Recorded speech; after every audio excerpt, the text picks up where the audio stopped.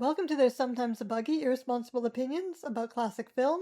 I'm Elise. I'm Dave, and we greet you at the beginning of a new actor spotlight on Sandra Dee. We'll be discussing The Reluctant Debutante and The Restless Years. After that, stay tuned for another installment of So This Is Sarris, where we delve into the American cinema and look at a randomly selected director entry. Before we get into the films themselves, Elise, do you want to say a few words about our actor? She was your selection. For a very long time, the only role I knew Sandra Dee in, the only way I knew her as an actor was in the Cirque Imitation of Life. That is a good way to get to know someone. So I've seen her in that role many, many, many times. The only other way I knew Sandra Dee was by her reputation, starting with the song in Grease. Character assassination, courtesy of Rizzo.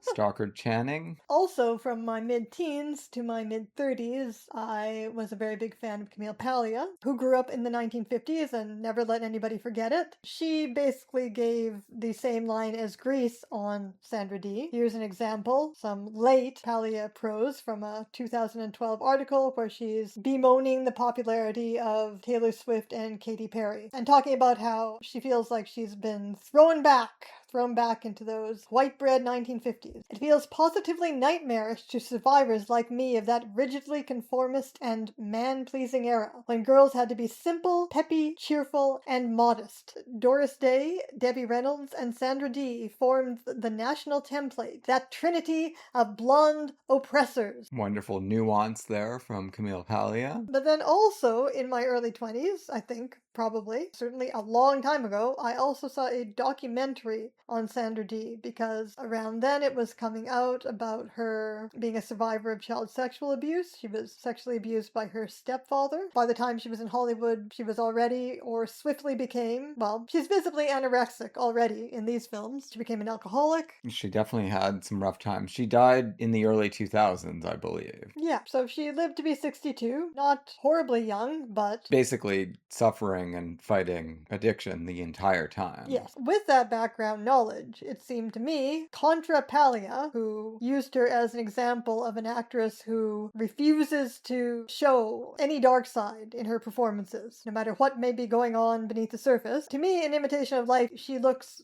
visibly neurotic, which I found intriguing. But no more than that until not that long ago, only a few years ago, we watched the Delmer Daves movie. Summer Place. Yeah, and it was a very good, serious melodrama. I thought she was great in it. We've covered it more than once on the podcast. So at that point, I started thinking, maybe we could do a Sandra Dee Acteurist Spotlight. Wouldn't that be saucy of us?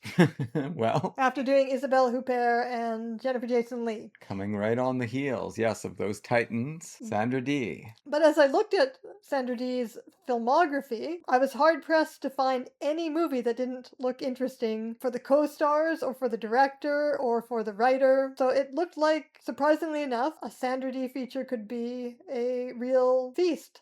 And I wasn't disappointed in these first two movies. How about you? I love them. Fantastic. All right, let's hear what Leonard Maltin had to say about The Reluctant Debutante. This is from his TV Movies and Video Guide, 1991 edition. He gives the film a 2.5-star rating out of a possible 4. It's from 1958. Bright drawing room comedy, which Harrison, Kendall, and Lansbury make worthwhile. British parents must present their Americanized daughter to society. Cast list: Rex Harrison, Kay Kendall, John Saxon, Sandra Dee, Angela Lansbury, director Vincente Minnelli. So right there we get a dig at Sandra Dee. Leonard Maltin, apparently no fan, does not think she contributed anything to the positive feelings he has about this film. Nor, I guess, did the director. No, I guess not. Suffice it to say, Maltin may be missing something here. In addition to the movies themselves being good, it was interesting to pair compare these two movies, starting out our Acteurist Spotlight on Sandra Dee, because on the one hand, you get her here in the Reluctant Debutante, giving just a basic teenage star persona, right? She's not doing any heavy acting in this movie. Her job is to be likable, which she does very well. Well, also projecting a kind of sanity that her parents lack, and she's kind of taking care of them. In both movies, she's taking care of parental figures to some extent. I mean, sure, we can talk about similarities and differences there. But then in The Restless Years, she's giving a real performance, and you can see there is a wide contrast already. And this is not someone who had any acting training. She was a child model, and then they put her in the movies. Definitely not something that you would think someone could walk off the street and pull off, but she does. It's a very polished comedy of manners performance in the first, and in the second, yeah, an intensely anguished performance. Yeah, certainly I would not describe her in either of these movies as simple, peppy, cheerful, and modest. No. And that's the other thing about the Sandra Dee screen persona so far in our investigations. In contrast to the line from the Grease song, "Look at me, I'm Sandra Dee, lousy with virginity." Sandra Dee always plays a character who is sexually frank and curious. We're meeting her here at age 16. Wow, really? Was she really that young? Born 1942. Well, she's a positively precocious actor in that case. Practically one of those miraculous child actors. You know, this is not Beverly Hills 90210 teenage performing. This is an actual teenager. So we didn't really get much of the plot from Malton's recap, so let's maybe set the stage here in case people haven't seen the movie and aren't planning to, maybe. Well, they should be planning to. They should. It's terrific. It's a Technicolor widescreen extravaganza from Vincente Minnelli, but it's anything but epic in the way it approaches the lives of these people. He's working with this grand canvas. Yeah, it's weird. It's a weird contrast. And I wasn't sure kind of what the point of the movie was for a long time, which means that as a comedy, it is a very, very, very slow burn. And it gets better and better and funnier as it goes along. Absolutely. So you've got Rex Harrison, who is a British banker, well-to-do individual. He has remarried not that long ago, Kay Kendall, and they are all in a lather about the imminent arrival of daughter, played by Sandra Dee, who's been living in the United States and is completely foreign to them, really. It's like they've barely seen her. Well, Kay Kendall really has barely seen her. I think they're meeting for the first time. Yeah, and Rex Harrison has no idea what she's going to be like either, so it's been a long time for him. They're debating whether she is going to be, an awkward, ugly child or not, and once she arrives, she's Sandra Dee. She's very appealing, seems pretty well adjusted. Kay Kendall decides that she is going to live out a missed opportunity from her youth and force Sandra Dee to go through all of the rigmarole of a real debut during the British season. And Kay Kendall wasn't able to experience this because she came of age during the middle of World War II. The bombs were dropping, the balls were cancelled. Have you ever seen Kay Kendall in anything before? Les Girls. That's a good movie. But yeah, Kay Kendall, in the mythos of our podcast, we talked about her a fair bit during our Lily Palmer series because we were going into biography there, and she is the woman that Rex Harrison left Lily Palmer for. Yeah, so we would be predisposed within the soap opera psychology of the podcast to be against Kay Kendall, but she was pretty great. She was terrific in this movie. Rex Harrison has good taste. He does. Talk about soap operas, as we mentioned in our Lily Palmer series. He has this extreme upheaval, marries this new woman, and then immediately learns that she is terminally ill. Which nobody told her. No, they just told her she had an iron deficiency. And so at this point, she's got very little time left to live. Which is extraordinary because she is giving a very physical, energetic performance in this movie. Yeah, probably sacrificing months or possibly years of her life to pull through through this if she already had leukemia. And it's a satire, obviously, of the British upper crust and their weird ways. Sandra Dee provides our eyes onto this ridiculous world. She is dubious from beginning to end about everything that's happening. Well, she's a James heroine. Yeah. Couldn't you see Sandra Dee playing Daisy Miller? She would have been fantastic, actually. There are a whole series of British oafs that she's forced to dance with at these balls, but really there's one main oaf that we have to contend with throughout the course of the film. Peter Myers playing David Fenner. It's really quite a brilliant comic performance in its own right. He doesn't even have a Wikipedia entry, though. No, I don't know who this guy is. He's a member of the Buckingham Palace Guard, and apparently a crashing bore. All he ever talks about are directions around London, but this lulls you into a false sense of security. But also, Diane Clare is inexplicably in love with him. She has a kind of ironic approach to all of that as well. Like, she knows it's stupid, but do you think she can't help. Of course, because she acts very like, whatever, David. When she is explaining to him what's going on, that he is in love with Sandra Dee, and she doesn't seem like she's gonna break down in tears over it, right? She's a cool observer. I kind of liked her character as well. And then it turns out he's a maniacal sex offender. Yeah, but you're jumping way ahead. It takes the entire length of the movie for this to unfold. Yeah, well, we can move all over the place in the narrative. So he's an upper class twit, the only upper class twit who, as you said, is given any real characterization of all of the physical twits that she has to dance with. It's a callback to Meet Me in St. Louis with Sidney Gorsey, Hugo Borvis, all these people that they force Judy Garland to dance with. And so this one's verbal tick, mental tick, humor in the Ben Jonson sense, is that he is obsessed with the best way to go in a car to get somewhere. He's like a GPS system.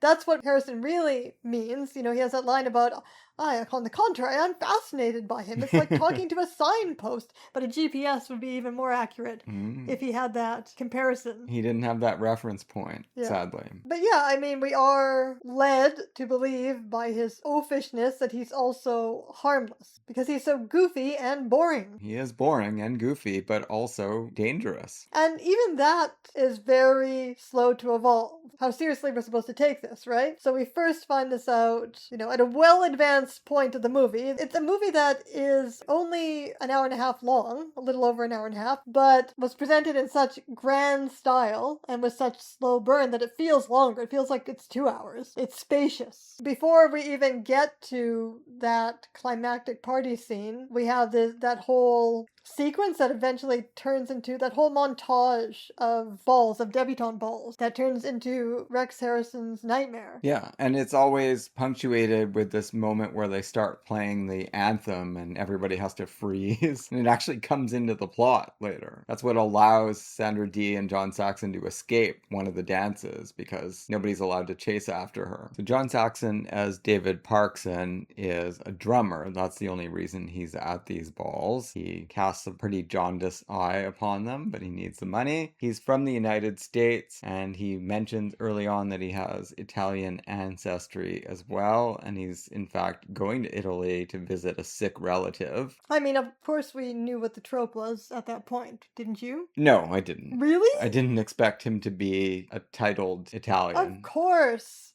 Of course everyone's going to think that he's penniless and low class, and then find out he's really royalty, of course. Like a How to Marry a Millionaire situation. Well, it's that kind of, fairy tale story. Right. The fact that both of the suitors, the main suitors, are named David, I thought at first seemed like a bit of an unnecessary aspect of the film, but it turns out it's very necessary. This is Chekhov's David. But you could also say that this is classic farce doubling, like in Bringing Up Baby or any other farce you care to name. Right. Sandra Dee is backing John Saxon, and Kendall is backing David Fenner. And just like there's a good cat and a bad cat in Bringing Up Baby, so there's a good David and a bad David, but the parents are very confused about who is who actually comes down to a black box anecdote, right? That seems to involve one David, but is ultimately revealed to involve the other David. Yeah, Angela Lansbury unleashes this upon the social milieu, and the film, she tells a story about how a prominent mutual friend's daughter was found drunk and possibly violated at some kind of big party. Everyone assumed David Parkson, John Saxon, was responsible for it. Well, we find out much later that David Fenner was the culprit. And even when we first learn about the molester proclivities of David Fenner, we're not sure exactly how serious to take it. No, at that point I knew, okay, well, he's the guy that attacked. You got that trope, and I got the other trope. I wasn't sure how seriously to take it because a lot was happening at that party, and this kind of almost felt like it was going on in the background. But, you know, the only thing I understood from it, I didn't know that he'd be involved in that story, but I did know that, okay, well, this is a shell game of characters, and the parents,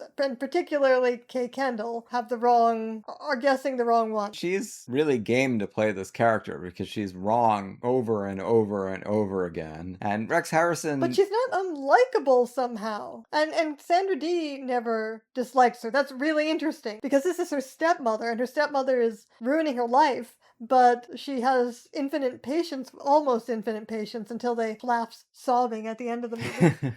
It's true, it doesn't turn into a Wicked Stepmother movie ever, Which really. is nice. Yes. And Rex Harrison, I mean, his instincts are certainly tending toward John Saxon, but he can't admit it because he has this loyalty toward his wife, and he winds up playing an interesting kind of go-between role between the two women. Isn't there a whole scene where Sandra Dee is talking to Rex Harrison about how she knows that he's really on her side? I felt like I dreamt that scene in this movie because I was thinking of Stanley Cavell in Pursuits of Happiness. I can't remember which essay it is where he talks about the father in this group of movies, Comedy of Remarriage, being on the side of the daughter heroine's desires. Yeah, that's definitely, and It Happened One Night, where he's talking about Walter Connolly and his secret manipulations of the romance plot to allow Claudette Colbert to choose what she wants to choose. Right. But here it's a little bit more complicated because there is Kay Kendall, and her desires need to be acknowledged and humored, at least. And probably the funniest sequence in the entire movie turns comically. Well, this is where we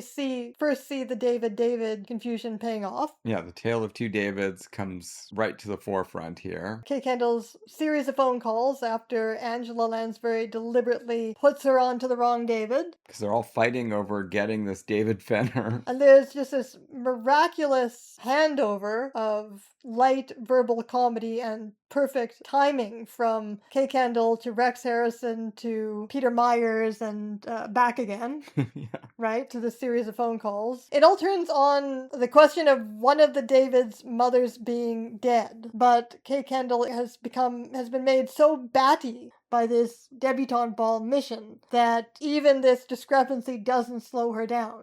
And it pays off with this really offhand Wildian joke about the dead mother. Kay Kendall calls back. She calls John Saxon first, thinking he's the other David, invites him to dinner on the way to the ball, and then sends her love to his mother, and he says, okay, fine, I will. He doesn't understand why Kay Kendall is calling him up because she is the same person that has forbidden Sandra Dee to see him. No, but he's not going to lick a gift horse in the mouth. Definitely going to go along with it. So that's fine. That's all settled. Angela Lansbury really secretly arranged all of this. And it would have been left at that, except that David Fenner has been getting all horned up for Sandra Dee. And he calls immediately afterwards, like 2 seconds after she's had this phone call. I mean, he asks for Sandra Dee. And they start talking. And then when Kay Kendall finds out who it is, she's like, I've got to make it up to him. I've just committed a horrible faux pas. I've raised the specter of his mother here, his dead mother. And she gets him on the phone, and this guy's like a total sociopath. He clearly didn't shed many tears when his mother died or when anything else has ever happened. Kay Kendall's trying to apologize to him, talking about how she has made such a dreadful mistake. No, she's like, oh, I'm so sorry. Wishing my love to your mother. It was such a silly mistake to make. And then he She says, couldn't help it. She couldn't help it, actually. Yeah, he's not really paying attention. He's not understanding because he didn't have the first conversation with her. He has no context either. No, but the very idea that he thought that Kay Kendall was saying his mother made a silly mistake by dying. This is really skillful farce. Expert comedy playing, absolutely. Did I know Vincent Minnelli could do this? Not necessarily. I'm not surprised. Well, he's done very fine comedies. Yeah, but this particular style of sophisticated farce, this movie apparently, it did not do well at the box office, which is interesting, therefore, that then Universal still goes ahead and pairs John Saxon and Sandra Dee again. Probably part of the problem was, as we were mentioning, it was an expensive movie, but it did very well in England, and it did very well in New York, so that's the kind of comedy this is. Middle America did not appreciate it. You would think they might want to sneer at the British upper class, but I guess they just don't want to think about them at all. Irrelevant. Then we get that long stretch after Sandra Dee and John Saxon managed to escape and go to some nightclubs together, get away from these debutante balls. Everyone is terrified about what she might be doing. They think that John Saxon is a potential date rapist. Correct. So they spend a lot of time in horrible imaginings, and then they keep going, this is Rex Harrison and Kay Kendall. And they're drunk. In their flat by themselves, waiting for Sandra Dee, and they want to test out, once she finally comes home with John Saxon, they want to test out if they'll be able to hear, if they eavesdrop from the kitchen, if something goes wrong and, he starts raping her. And that stuff was hilarious. It was very hilarious, but the pinnacle of the hilarity, which I don't know about you, but it of course made me think of Unfaithfully Yours, was when Rex Harrison decides that he's going to perform the rapist role, but his idea of a rapist is out of Victorian melodrama, and he's making these declarations. You wicked thing, you idol, you woman, to a pillow. And that's what he's doing when Sandra Dee comes in. It's one of the most absurd things I have ever seen. Dad, do we need to have a talk? Something wrong here?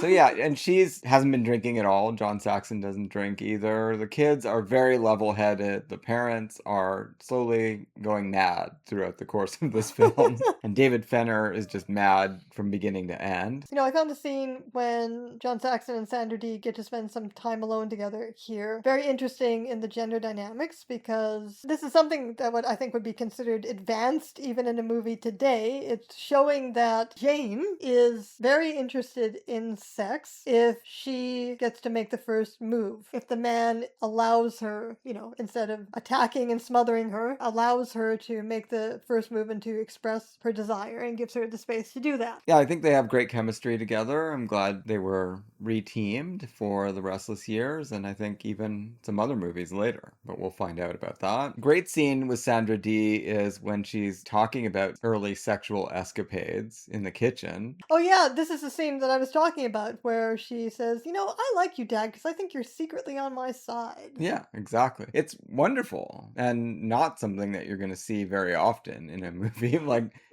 a movie from the 1950s where the dad talks about, first this childhood quasi-sexual experience, and then, as an adult going to a house where she worked. This was his early sexual experience that his daughter is asking him about. That is strange that it got by the censors even. But she likes this information. No, she loves it. She's not shocked. She's just like, this just gives me a better picture of my dad. But this is what I'm talking about. Like, this is the Sandra Dee persona. This is a young woman who is... She's pretty much unflappable. She's not sleeping with everybody, but she is sexually frank and, unflappable, unshockable, in touch with her desires. Yeah, absolutely nothing like the caricature that you get in The Song from Greece and in writings from Camille Paglia. And knowing that she is 16 in this movie makes it even more astonishing. If this was a 20-year-old actress, because I just wasn't even thinking about her age, because you can't tell. She has total poise. And and the character that she's playing in every scene is the sanest person in the room, right? And she just seems like a little adult.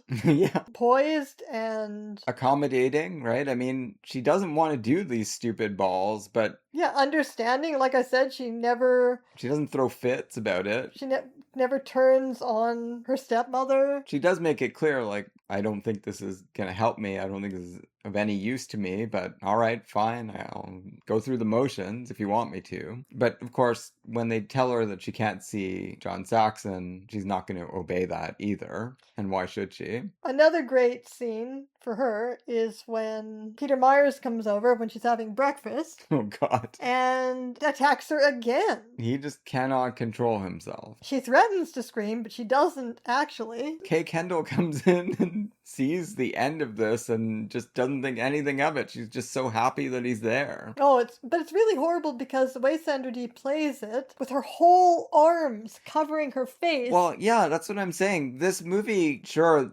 there's a comedic aspect to... This is a really dark moment. Exactly. This movie does not shy away from... There's an understanding between the film and the viewers that this is indicative of very, very sinister behavior that is going on all the time that women are having to deal with. And even other women who are supposed to be looking out for them are just blind to it. Yeah, she's really angry and upset. And why doesn't she scream and call for help like she tells him she's going to? I mean, I think it's a real question. Probably because she just doesn't think it's going to do much good. And the way Kay Kendall acts with this guy, you can see why she thinks that. She's basing her opinions about him on his reputation, which is he's somehow a catch in the society world that they live in. It doesn't seem to matter what he does, what he talks about, or how he behaves. Yeah, because it gives us a point of view. Nellie gives us a point of view shot of Kay Kendall seeing him attacking Sandra Dee at the breakfast table, and I guess she's supposed to be thinking this is consensual, but even from this point of view shot, where everything's obscured, it still doesn't look normal. No, it doesn't. And she's the one that's been freaking out for most of the movie about the supposed criminal activity of John Saxon. Like, so if she was really genuinely upset about that behavior in itself, she would do something here. But no, what she's concerned about is that this is a guy that is presumably of low origin, and therefore you can think these things about him, that he's a dangerous lecher. But David Fenner, I don't know what he would have to do in order for her to change her mind about what he is in essence. We never see that happen. Eventually, the correct version of the story gets told. True. Is it going to damage his life ever? Probably not. No. He's probably going to go through life talking about directions and randomly getting obsessed with and grabbing women at balls, and nobody's ever going to stop him. So yeah, I mean, underneath this silly farce plot with this doubling convention of the two Davids and the mix-up about who is virtuous and who is vicious, there is a serious look at class and gender. I don't even know, probably Vincent Minnelli looked back on this movie. It never, it doesn't have a big reputation. He probably dismissed it, but that didn't mean that he did not put a lot of care into the implications of the comedy plot at the time, and certainly had top-notch actors working with him. I don't think we would have ever come across this movie in our cinematic journey unless you had decided to do a Sandra Dee Acteurist Spotlight. Yeah, so... Well, I saw this, and I was like, well, there's a Vincent Minnelli movie that neither of us knows anything about, and Sandra Dee's in it, so... Good choice. Another winner from Minnelli? Dave? Yeah, well, they're all winners out of the ones I've seen. Yeah, we even liked the long trailer. That was very good. This might be even a little better. We'll turn our attention now to The Restless Years, also from 1958. Maltin gives this one 2.5 stars out of a possible 4. Capable cast in overblown melodramatics involving small-town life, the generation gap, skeletons in family closets, etc. Cast list: John Saxon, Sandra Dee, Margaret Lindsay, Teresa Wright, James Whitmore. Director Helmut Käutner. I thought these were both at least 4-star movies, maybe 4.5. As much as I liked The Reluctant Debutante, I loved The Restless Years even more. I gave it 5 stars on Letterboxd. I thought it was basically the movie that Peyton Place could have been. Yeah, of course, the Peyton Place references are all there. But it's so much better than the Peyton Place movie. Now, the Peyton Place novel is top-notch as well. But yeah, this was an incredible movie. Yeah, would you have thought that Sandra Dee could have played Allison Mackenzie? Of course, she's not that far off from young Mia Farrow in Persona. I definitely can see it now. So, I think this movie was the furthest thing from overblown. I don't know what Maltin is talking about. It was extremely subtle in so many ways, and it built up tension magnificently. It had so many good actors in it, people that we don't get to see at this phase of their career very often either. True. Like Teresa Wright and Margaret Lindsay, favorites of mine. Yeah, and I mean, there's some self-referential casting, right? With this play within a play. They're doing Our Town, and Yeah, Teresa Wright had Here we played have- Emily. here we have Teresa Wright, and our version of the movie wasn't clear enough for me to tell, but that might have been a picture of Teresa Wright in the wedding dress in the front of the book that they've got. It looked like it. It could have been, yeah. Yeah, I hope that someone restores this film because It looked like it would have been beautiful. The version that's out there that we were able to find was not in the greatest shape. we've definitely watched films in worse condition than this, but We've watched films for this podcast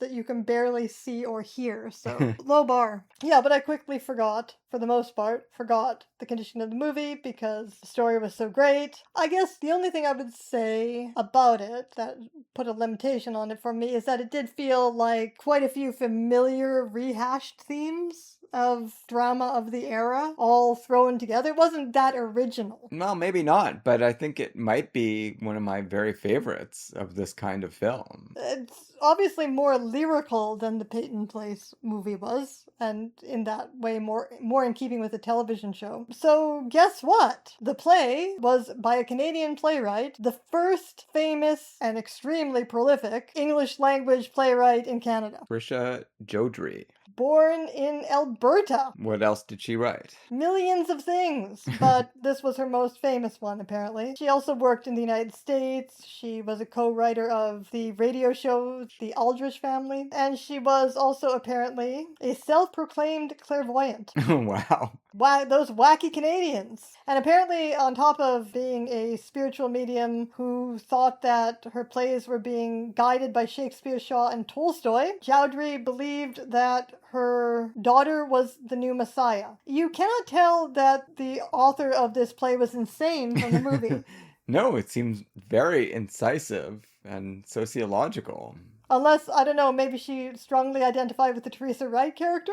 Maybe. Sandra Dee is an outcast at her high school because she lives with her mother, Teresa Wright, who is definitely a bit off and committed indiscretions in her teenage years and has been just ostracized ever since. She makes dresses and never leaves the home. She looks every day, she awaits a letter from some unknown person because she has told Sandra Dee that father is dead. But we hear right off the top of the movie that everybody knows that she's illegitimate. Right. There's no pillar of the community back there that was her father, a legitimate parent. And she's heard rumors about this her whole life as well, but it has never come out between herself and her mother. As we were saying in the first film, she has this level-headed quality, and she is really the caretaker for her mother in this movie. She's a bastard out of Libertyville. We get a sense of the attitudes that are held toward her. People make fun of her, but also guys think, well, maybe she's easy because she was born in sin. And meanwhile, she's wandering around through the woods in these frilly little girl dresses that her mother is still dressing her in. It has a bit of a King's Row quality too, right? Cassandra Tower always dressed differently from all the other girls and was a weirdo and possibly having some trouble at home. Well, what's so nice about this movie, of course, is that John Saxon just takes a liking to her right away and does not let go of that bone. But, in a nice way. He's not putting any moves on her. He just genuinely likes her and likes spending time with her. Yeah, I think he was really good in this movie. Well, he's a weirdo too. He's a more verbal weirdo. Very weird, yes. I mean, we first meet him at a dance where he's trying to pick a fight with various people that we hate, so it's not so bad. But he's standoffish and ornery, there's no question. And even with Sandra Dee, I mean, he speaks out of turn often. He apologizes for it. But again, one of her principal qualities in this movie, as in the last one, is that she doesn't easily take offense at anything. She's used to being outside of things, so she is observant and she is trying to figure things out. And she definitely plays that character very well in both movies. And here obviously the emotional stakes are quite heightened. And I think she really does a great job with with all of the intense things that she has to do. I mean, she's just completely different in this film than in the other one. She is playing a character here. Her scenes with Teresa Wright were magnificent. I loved it. I thought Teresa Wright was incredible as this, very good-hearted person. I mean, this kind of character in so many other movies like this would be handled so differently, right? She would be vicious with her daughter because she's having her own problems, and she's having a very bad impact on her daughter's life because she has all these fears and all these hang-ups, and she is passive-aggressive with her, but she doesn't want to be. It's like certainly not Machiavellian the way it would be in so many other movies. Well, she even tries to be friendly with Will, especially when he comes over and completely puts his foot in his mouth, does like... That's such a crazy scene. I just want to apologize to your daughter. I tried to kiss her before. And Sandra Dee keeps trying to get him to just shut up, and he won't. He keeps insisting, and then he comes home after that and says, "There's nothing wrong with her mother." Meanwhile, back inside the house, Teresa Wright's having a nervous breakdown. Absolute meltdown, yeah. And again, though, it's very muted, right? Like, I mean, it's intense, but she doesn't go on like an extended rant about evil men and sex and all that. I mean, she just has one little burst about how, you'd like him to take you in his arms and kiss you, and then she collapses again. And she doesn't want her neuroses to destroy her daughter's life, and she knows that they probably are, and that's just adding to the burden that she feels. Yeah. And there's just a really nice, I mean, it has this satirical aspect to it, of course. I mean, it's a small town. It's got some comparable stuff in it to Some Came Running as well. Well, there's two sets of parents that we're following here. There's John Saxon's parents with the wife. Her father was a famous author, and so she has... pretensions. Yeah, pretensions. I don't know if you want to call them class pretensions. In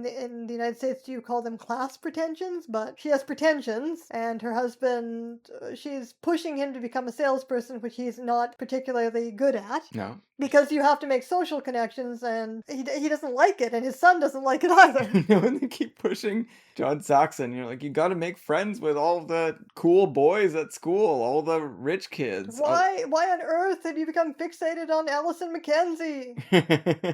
Then there are Polly's parents, most popular girl who's dating an absolute disgusting freak. Oh, man. Yeah, these Nazi boys were really scary. Like that scene where it's like sort of a drag race and then it turns into like, are they gonna just get out of their car and murder? Well, of course, the director got his start making movies in Nazi Germany. So yeah, he knows them well.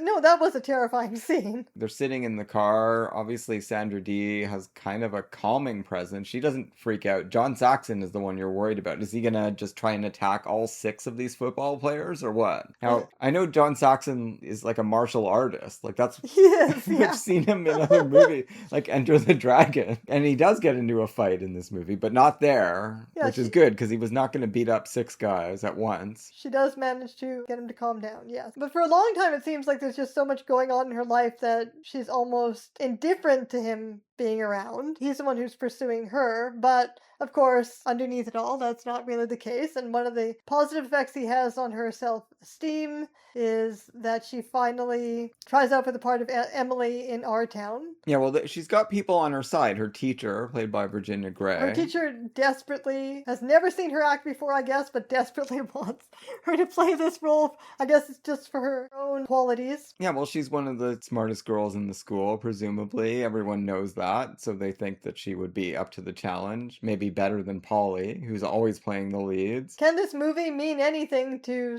anybody who doesn't know Our Town? It certainly helps to know it, yeah. Because then you would understand, I personally myself could understand the stakes of wanting to play this character. We never produced anything this good in my high school. No, we didn't do Our Town at my school either. No, I would most certainly have wanted to play Emily. There's no way I would have got the role either. There were more popular girls who would have got that role. I didn't have a nice English teacher rooting for me. And John Saxon is really on her side. He is her biggest fan. And then we get this real, this interesting thing where these young actors are pretending to act in the movie, right? So we have to get some very, very bad Emilys. And the George, who is the rapist creep, right?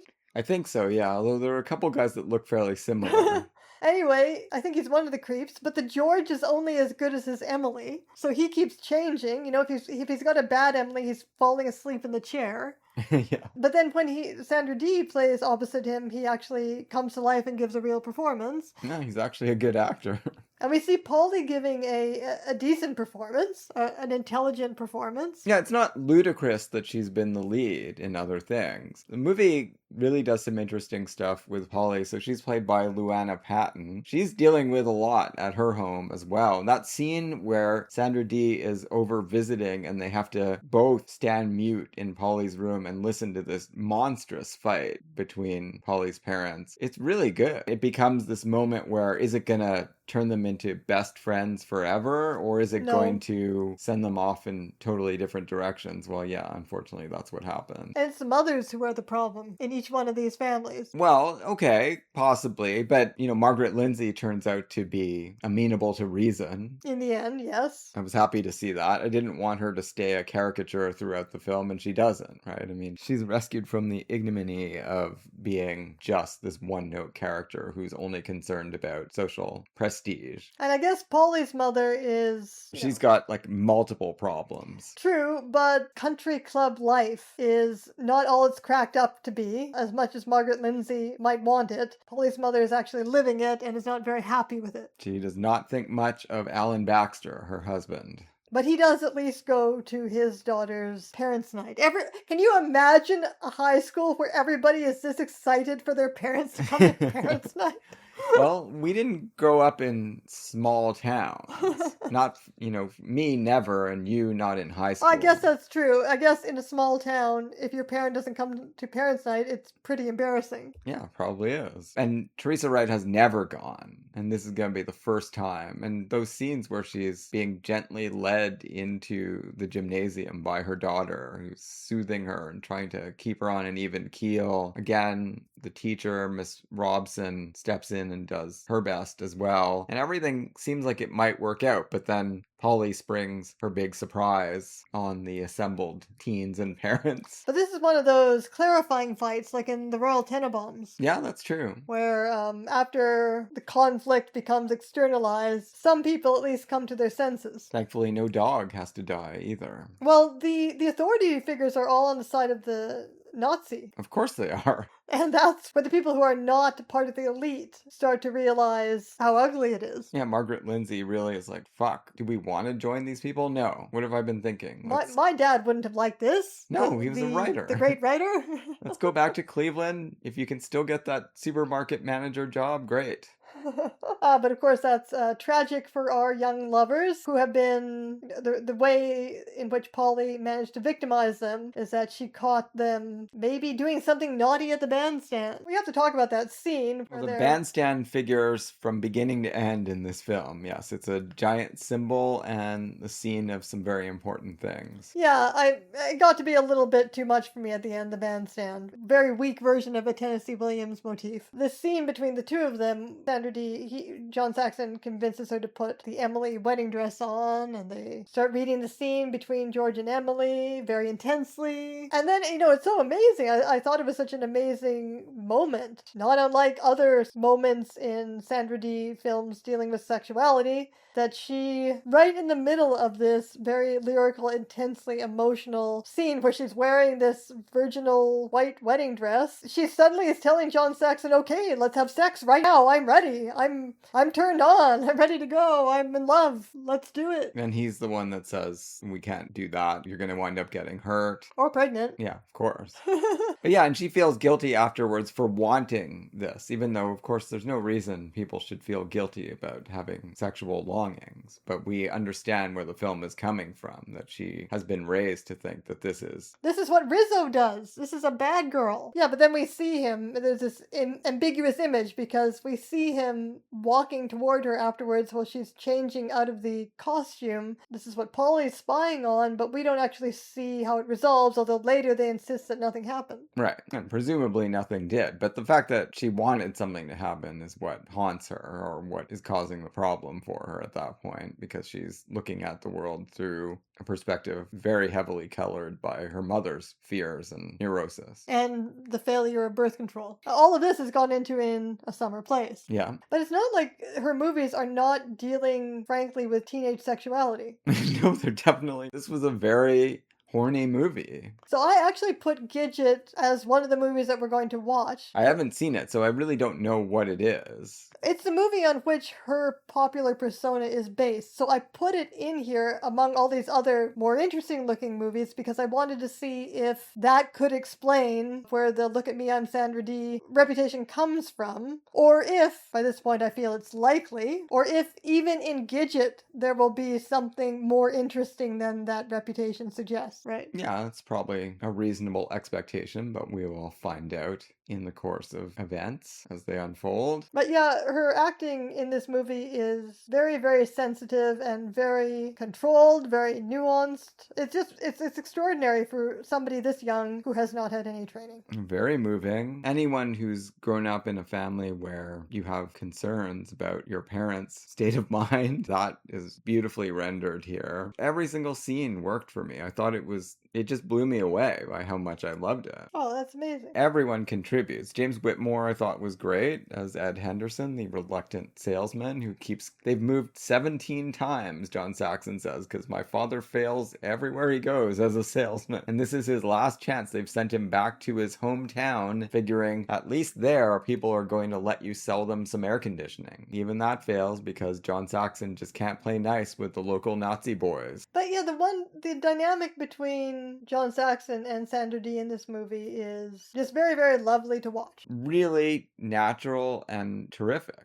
I feel like she could have been another Jennifer Jones. Of course, the timing is wrong because anybody who becomes a young star in particular in the early 60s, nobody's going to want that by the late 60s. Yeah, it's a problem because there's such a cultural shift. Yeah. 100%. It's as hard as the transition during the television era. It's as hard as the transition from silence to sound. But then also there's a kind of natural limitation put on her career by the fact that she looks like a doll, like a Skipper doll that came out of a box. Yeah, well, I guess we'll see. We're not going to go too far into her life with the movies that we've got, the first 6 here anyway. Didn't I put 6 more later on the schedule? Yeah. I did a part 2, right? Yeah, I think only a year or 2 away we're going to have part 4, 5, and 6. I was like, Dave, you can't believe how interesting these Sandra Dee movies look. Well, now you believe it. I do. Well, we're all going to find out together. Did you get any more detailed information about the director? It doesn't seem like he made that many movies in Hollywood. All Wikipedia says is that he made 2 films for Universal, this one and A Stranger in My Arms. Sandra Dee is also in the latter. However, Wikipedia says neither of them received critical success, and Kautner was unhappy with the lack of creative freedom, so he returned to Germany. I don't understand if Sandra Dee just was in an endless string of unsuccessful movies. I don't understand why they kept casting her. Of course, Imitation of Life was not unsuccessful. It was very successful, and so was A Summer Place. Right, so they just kept trying, but they were certainly putting her in quality movies right from the start. And not just Universal, but MGM as well. So I don't know how Sandra Dee got that lucky to be given these quality roles so early. Maybe she impressed in her very first film, Until They Sail. I don't know, because we haven't seen it. But it seems like directors wanted to work with her, and the studios were willing to give her difficult roles. We are reaping the benefits 70 years later. Welcome back to So This Is Sarris, our director this week. It's our second time in a row in the Far Side of Paradise. That's tier 2 in the Sarris book. Preston Sturges, 1898 to 1959. And we'll go through his filmography, just the italicized films that Sarris picks as illustrative of whatever argument he's intending to make. Spoilers, 9/10 of them are italicized, so I don't know how that puts you in the Far Side of Paradise. The Great McGinty, Christmas in July, The Lady Eve, Sullivan's Travels, The Palm Beach Story, The Miracle at Morgan's Creek, Hail the Conquering Hero, The Great Moment, Mad Wednesday even, but that's it. Not Unfaithfully Yours for some reason. Fool!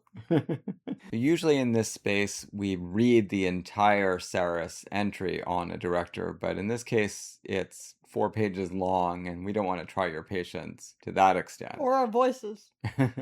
Nobody wants to hear people droning on for that long when you're listening to a conversational podcast. So Elise, I think, is going to summarize or excerpt from the entry. Well, I guess it would be excerpt because, having quickly read it over, there doesn't appear to be an argument at all. So I don't know why Sturges is in the far side. Almost all of his movies are italicized, and several pages are devoted to him. Well, the fact that he fell out of vogue so precipitously, maybe. Yeah, but I thought Sarris is supposed to be above that and just, be making his own rankings. Yeah, but those last few movies, he just doesn't think are any good. It doesn't matter. Like, the vast majority of the movies are italicized, are good. We don't have him here to defend himself or explain himself, unfortunately. Well, he could have done that in the entry. No, he never does. He could have explained himself in the entry. So I'll start by giving the couple of lines I liked. Sarris is a prose stylist. He's often very fun and then also sometimes incomprehensible. But here, I liked the Bruegel of American comedy directors. Sturges created a world of peripheral professionals. Politicians, gangsters, executives, bartenders, cab drivers, secretaries, bookies, card sharps, movie producers, doctors, dentists, bodyguards, butlers, inventors, millionaires, and derelicts. These were not the usual flotsam and jetsam of Hollywood cinema, but self-expressive cameos of aggressive individualism.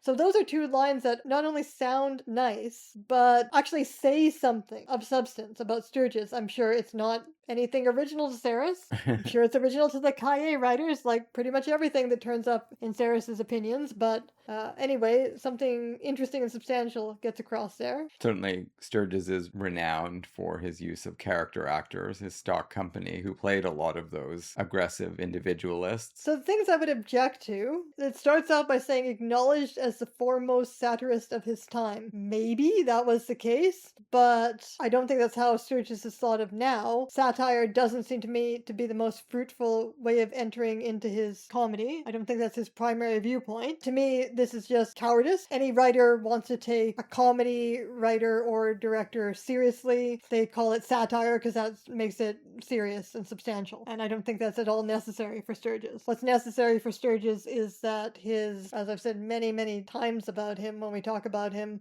that his comedy plots expand on the inherent logic of the comedy plot. Drama can do this too. That's why we keep referring back to Henry James and all the variations on the Henry James plot. Right? So it can be said of comedy or drama that a great writer in that mode will be instinctively exploring the form of it. And that's what is important about Sturges. Plus, he's funny. He's very funny. He gets into the, and we've all heard about this, the biographical or autobiographical take on Sturges, which seems to be valid as far as it goes, but how far does it go? I think what I was talking about, Sturges' instinctive exploration of form, is much more important. But anyway, Sturges was criticized at his peak by James Agee and Manny Farber for an ambivalence in his work derived from a childhood conflict between a culturally demanding mother and an admired businessman foster father. This unusually Freudian analysis of the director's work, unusual that is for its time, sought to explain the incongruity of continental sophistication being challenged by American pragmatism. Sturges himself was seen as an uneasy mixture of savant and wise guy. On the one hand, his extreme literacy, rare among Hollywood screenwriters, enabled him to drop words like ribaldry and vestal into their proper context without a pretentious thud. On the other, he seemed unwilling to develop the implications of his serious ideas. Now this, I'm like, here again, I want to strangle somebody. This is such garbagey bullshit.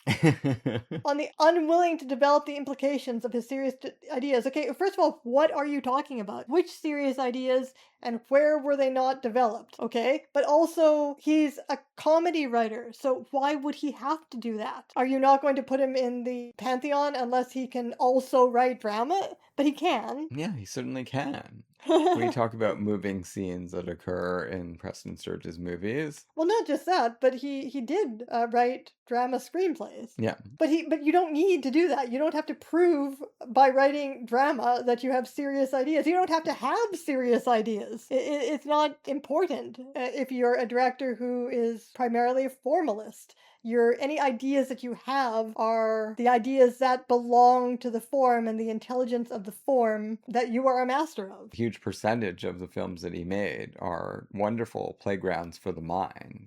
So I don't think that there's any need to apologize for them on the score that they don't offer anything to think about. Sure, but also, where? Can you think of any obvious case in a Sturges directed movie where he is unwilling to develop the implications of his serious ideas? No, I have no idea what he's talking about, unless he's saying that the ending of Sullivan's Travels is a cop-out or something. I don't know.